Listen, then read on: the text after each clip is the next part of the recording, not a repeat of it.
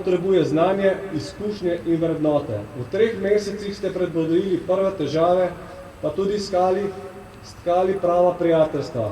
Kot vojaki ste dozoreli, tako osebnostno, kot v obdelovanju vseh potrebnih vojaških veščin. Na usposabljanju ste dokazali, da zmorete in hočete. Vojaki, potrdite svojo voljo z besedo prisegam! Prisegam!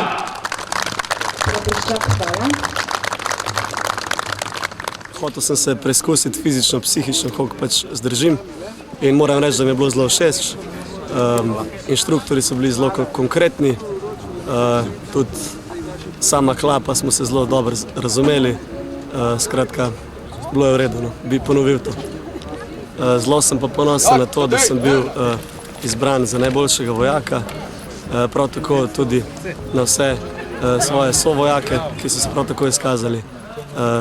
Ponosen na se. Odločila sem se za prostovoljno služenje, ker me je vedno zanimalo terensko delo, puške, pištole. Večkrat sem šla na dneve odprtih vrat v našo vojašnico v Slovenski Bistrici in delo me je nasplošno zelo pritegnilo in potem sem se odločila za to prostovoljno služenje.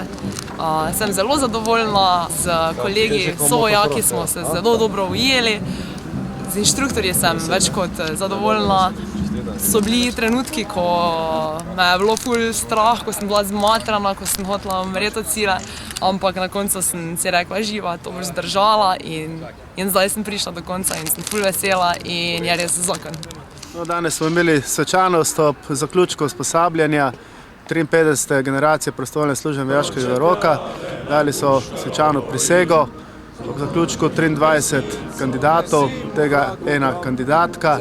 Usposabljanje je potekalo po načrtu, uspešno so zaključili tudi zaključna preverjanja in izpolnili vse zahteve skladno s programom temeljnega vojaškega strokovnega usposabljanja. 2, 8, 2, 19, 2, 20, 2!